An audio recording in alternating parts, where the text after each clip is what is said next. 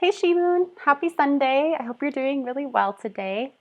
I'm looking over your homework from this week and these are looking great. Thank you so much for giving me such good labels. Um, Very specific. These are great. I know some other people forgot to label and it's been difficult critiquing, but these are very specific. So thank you.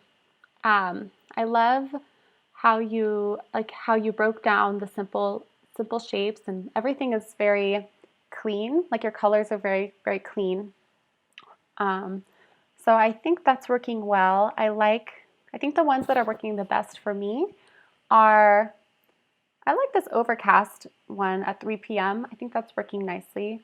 Dawn, I think is working well, except I think your shadow is getting a little too dark and a little too like desaturated. I want to see more colors in the shadows.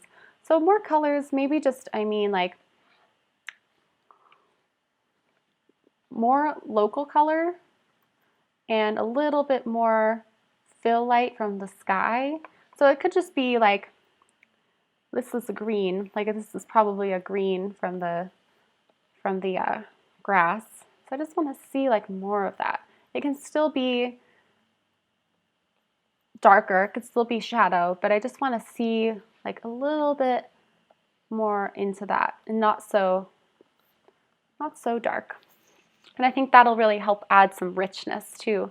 If you pump up that color, instead of just going all black like here in the dusk on the right, I think you can keep some of that color and it'll help your paintings feel more rich.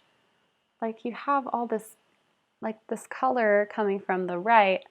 Um, yeah, I just want to see more of that. So let's try to get that back in. So that could be like the shadow. And then for dusk, you can actually go a lot more saturated in the light side because the light is actually like pretty strong at that time. There's a lot of saturated colors bouncing around because it's like sunset. So you could go somewhere like that, more like that, even brighter. It's up to you. And then if you're going that saturated in the rock, you can go more saturated in the tree. And just make sure if you're going like more orangey with an orangey light or more of like a pinky light that's affecting the rock, that you do the same with like the objects around it. So like the same with the tree in the back.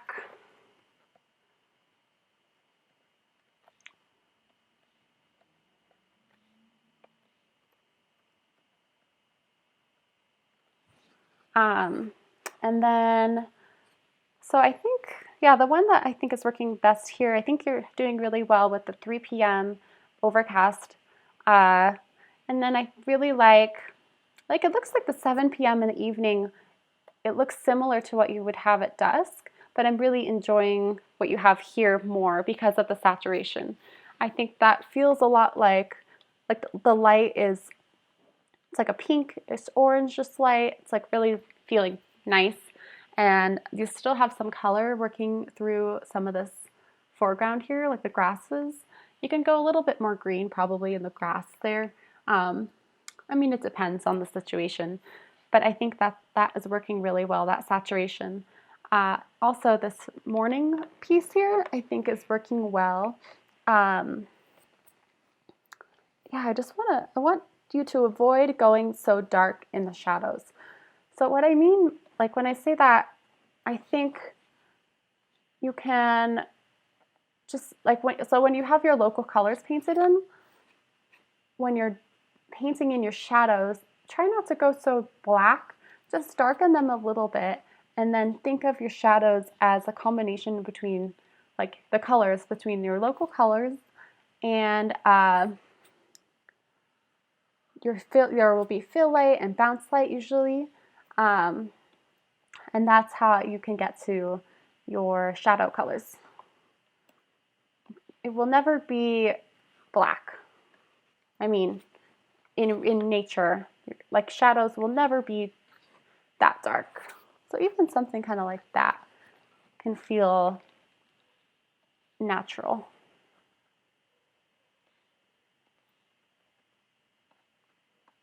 Okay, so I hope that's helpful. Let me know if you have questions about that, and maybe we can go over that a little bit more at the Q&A.